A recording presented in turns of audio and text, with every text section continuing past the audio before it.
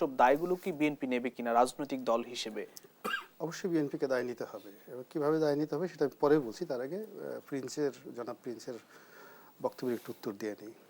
মানে মূলত আসলে আমি যেহেতু সংসদ সদস্য ছিলাম, সেখানে সেন্ট্রাল গভর্নমেন্টের সাথে স্থানীয় সরকারের যে কাজের যে প্র্যাকটিক্যাল অভিজ্ঞতা এটা আমার আছে।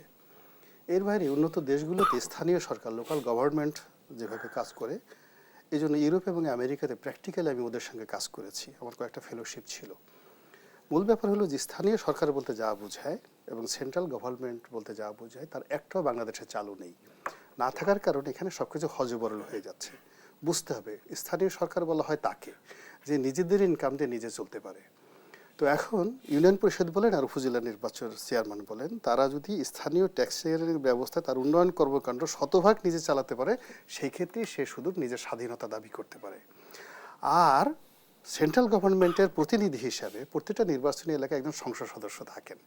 ফলে ওই সেন্ট্রাল গভর্নমেন্টের ডিসি হোক, এসপি হোক, যা হোক না কেন, একটা টাকা যাবে এবং আসবে। সেটা পৌরসভায় যাক, উপজেলাতে যাক, ইউনিয়নে যাক, সেটা এমপি সাহেবের মাধ্যমে যেতে হবে। এটাই হলো নিয়ম আন্তর্জাতিক। এর জন্য ইউরোপে বা ইংল্যান্ডে এমপির অফিসকে বলা হয় সিজার অফিস। তার হুকুমের বাইরে, তার মতের বাইরে এলাকার সেন্ট্রাল গভর্নমেন্টের একটা টাকা ঢুকতেও পারে না, যেতেও পারে না, এবং সে যেখানতে চাইবে রাস্তাতে সেখানেই হবে। কিন্তু আমাদের দেশের একটা কথা কি, সবাই গণহারে এমপি সাহেব আইন প্রণয়ন করবেন। আমি যদি আইন প্রণয়ন করি, আমাকে আইন প্রণয়ন করার জন্য কেউ ভোট দেবে না। আমাকে মানুষের যে আমি about 1 million people on average একজন সংসদ সদস্য সে রিপ্রেজেন্ট করে, তার প্রত্যেকটি চাহিদা, এমনকি তার বিয়ে শাদী, অসুখ বিসুখ থেকে শুরু করে প্রত্যেকটা চাহিদার ব্যাপারে যতক্ষণ না পর্যন্ত সে একটা এমপির মধ্যে তার আশ্বাস খুঁজে না পাবে, সে কখনো তাকে ভোট দেবে না।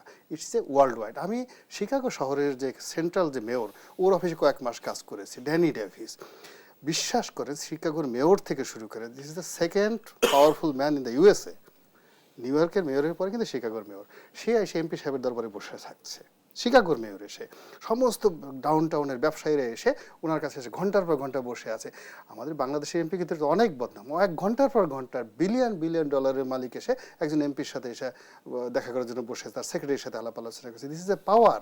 সেখানে একজন কংগ্রেসম্যানের সেই পাওয়ার। সেই তুলনায় কিন্তু বাংলাদেশে আমরা যারা এই যে শুধুমাত্র এমপিরা এই বদনামেরই শিকার হচ্ছে, কিন্তু আলটিমেটলি কোনো কিছু হচ্ছে না। দিস ইজ পার্ট শেষ।